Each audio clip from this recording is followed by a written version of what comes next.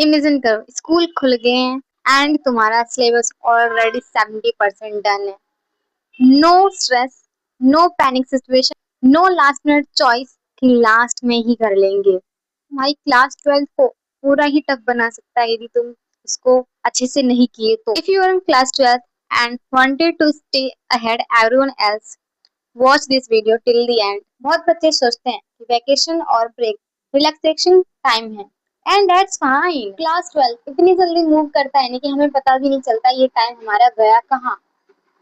इतनी जल्दी ब्रेक्स आ गए, इतनी जल्दी पेपर आ जाएंगे, इतनी जल्दी हमारे टेस्ट स्टार्ट हो जाएंगे, इतनी ही जल्दी हमारे प्रैक्टिकल्स एंड बोर्ड्स भी आ जाएंगे एंड देन क्लास 12 खत्म। इन सब के बीच स्ट्रेस एंड बैकलॉग्स में घिर जाएंगे। स्ट्रेस से बचने के लिए we have to prepare ourselves before the boards. सब जानते हैं कि उनका सिलेबस स्कूल वाले कंप्लीट कराएंगे या फिर ट्यूशन से कंप्लीट करेंगे, बट कोई ये नहीं करना चाहता कि वो खुद अपना सिलेबस कंप्लीट करे। नॉट टू कंप्लीट 100%, मैं अपना बता रही हूँ। सबसे पहले मैंने अपना सिलेबस देखना बंद कर दिया क्योंकि फिजिक्स के 14 चैप्टर्स बहुत ज्यादा ही लेंदी और हमारा सिलेबस बहुत ज्यादा ही बड़ा है। हम इसको देखने और सोचने बैठ जाएंगे नहीं कि भाई कैसे करेंगे, तो हमसे नहीं हो पाएगा। You have to do this, make a list. अपनी लिस्ट बना लो, जितने भी चैप्टर्स हैं सबको लिख लो। इन 14 चैप्टर को करने का सोचोगे ना तो इम्पॉसिबल ही लगेगा। So you have to do first make a list. जैसी आप लिस्ट बना लोगे आपको वो सारी चीजें समझ आने लगी। मैंने क्या किया, जितने भी चैप्टर थे इन सबको छोटे छोटे पार्ट्स में डिवाइड कर लिए। जैसे कि मेरे को वीक 1 में electrostatic and current electricity complete करनी है, वीक 2 में matter and moving charge and magnetism करने हैं, वीक 3 में एंड सो ऑन। सोचने के बजाय मैंने इन सबको छोटे छोटे पार्ट्स में रखा और करना स्टार्ट कर दिया। स्टार्टिंग में मुझे बहुत डिफिकल्ट लग रहा था, बट जैसे ही मैं धीरे धीरे करते गई मेरे लिए ये सारी चीजें इजी होती गई। मुझे टफ नहीं लगा, मुझे सारी चीजें मैनेजेबल लगने लगी। मैंने करना स्टार्ट कर दिया। मोस्टली स्टूडेंट से कि पार्ट फर्स्ट बहुत हार्ड है फिजिक्स का, पहले पार्ट 2 कर लेते हैं देन पार्ट 1 करेंगे। बट गाइस ऐसा नहीं है। फिजिक्स में ना क्या होता है, हर चीजें ना एक चीज से रिलेटेड होता है। यदि आप पार्ट सेकंड करने के लिए पहले बैठे ना तो आपको डबल एफर्ट्स लगाने पड़ेंगे अपनी स्टडी में। आपको करना क्या, आप पहले पार्ट 1 ही उठाओ, भले ही थोड़ी टफ है लेकिन आप पार्ट 1 उठाओगे तो आप चीज आपको थोड़ी इजी लगने, आपको ज्यादा एफर्ट्स नहीं डालना पड़ेगा। क्योंकि ना जैसे कि इलेक्ट्रोस्टैटिक एंड करंट इलेक्ट्रिसिटी है वो दोनों ना एक दूसरे से कनेक्टेड है। देन उसके बाद मूविंग चार्ज एंड मैग्नेटिज्म वो भी एक दूसरे से कनेक्टेड है। ऐसी हर चीज कनेक्टेड है। लास्ट और पार्ट 1 का जो चैप्टर है, लास्ट का जो चैप्टर है इलेक्ट्रोमैग्नेटिक वेव, वो सारा पार्ट 2 से कनेक्ट है। यदि आप पहले पार्ट 2 उठा ले करने को तो आपको उन सारी चीजों को भी समझना पड़ेगा, वो कैसे, आपको डबल एफर्ट्स डालने पड़ेगा। आप इतनी मेहनत क्यों करो। सबसे पहले पहले स्टार्टिंग में आप अच्छे से मेहनत करो, पार्ट 1 को कंप्लीट करो, देन पार्ट 2 पे जाना। भले पार्ट 1 थोड़ा सा टफ है, बट गाइस टफ चीजें कर लोगे ना तो बाद की चीजें और आसान हो जाती है करने के लिए। फिजिक्स वो चैप्टर नहीं जिसमें आपने सिर्फ थ्योरी पढ़ ली और आप फिजिक्स से मास्टर हो जाओगे। फिजिक्स वो चैप्टर है जिसमें आपने थ्योरी पढ़ी, जिसके आपने न्यूमेरिकल सॉल्व किए, जिसके आपने क्वेश्चन सॉल्व किया, तभी आपको फिजिक्स इजी लगने लगती है।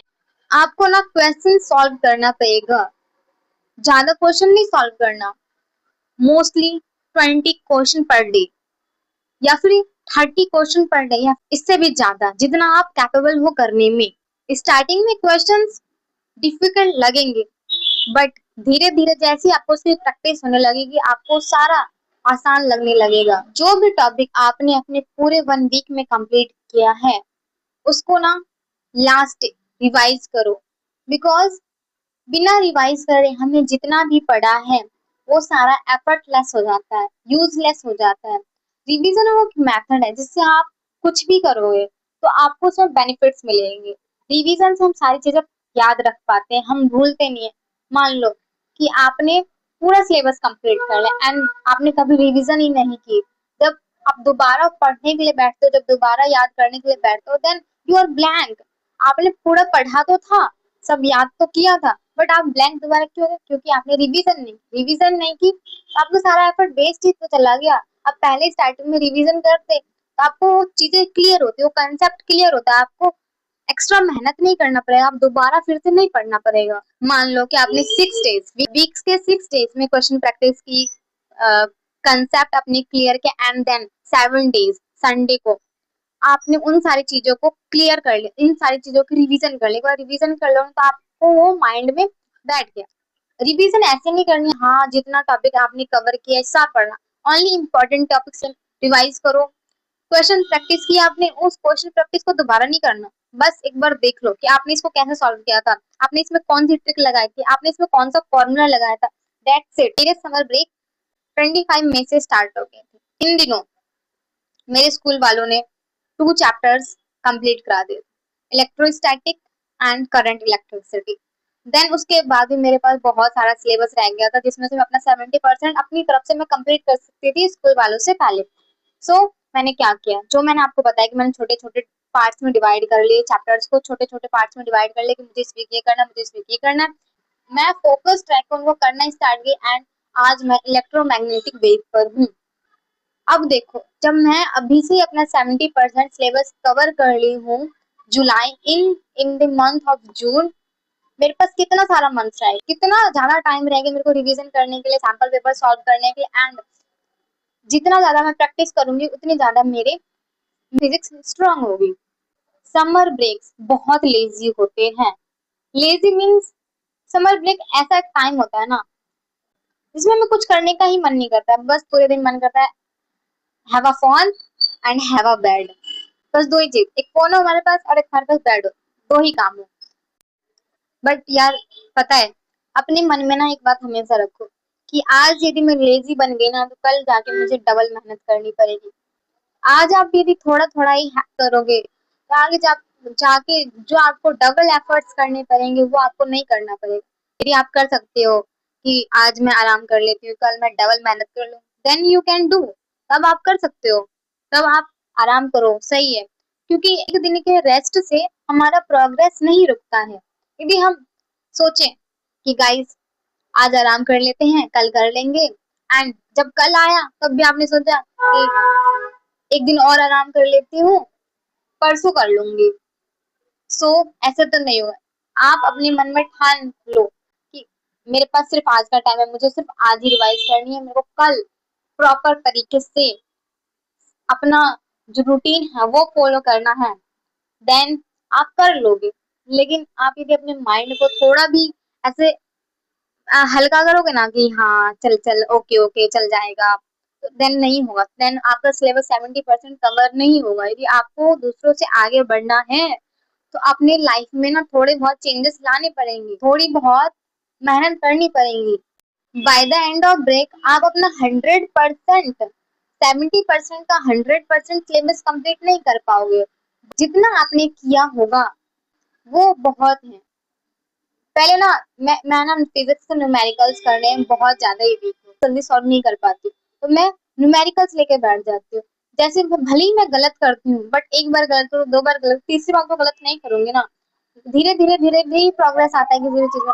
जब जैसे मेरे को गलत होता है, मेरा कॉन्फिडेंस लेवल थोड़ा डाउन हो जाता है कि हाँ यार मैं नहीं कर, मैं जब फोकस रहती हूँ उस चीज के लिए, तो मैं आगे करने के लिए और ज्यादा प्रोग्रेसिव मोड में आ जाती हूँ। फिर मैं सेकंड टाइम करती हूँ, सेकंड टाइम भी गलत होता है, थर्ड टाइम कर लो, बट थर्ड टाइम मेरा मिलता जुलता तो कुछ आंसर आ जाता है ना। जैसे ही मेरा आंसर आता है, मेरा कॉन्फिडेंस लेवल बिल्ड होता है, मेरे अंदर और ज्यादा कॉन्फिडेंस आता है दूसरे क्वेश्चन को अटेम्प्ट करने का। और फिजिक्स में आपने जितना ज्यादा क्वेश्चन अटेम्प्ट किए, जितने ज्यादा आपने क्वेश्चन प्रैक्टिस की, उतना ज्यादा हमारा कंसेप्ट भी क्लियर होता है और हमारी फिजिक्स भी स्ट्रांग होती है। The version of you in the future will be thank you or regret today's decision.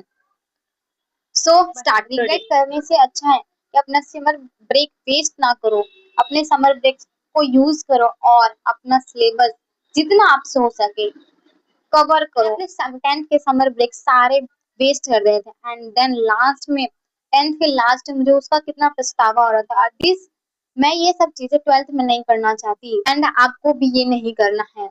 Use your summer breaks, don't waste it. This video is helpful for you, so like and subscribe my channel. Thank you. Stay happy and stay close.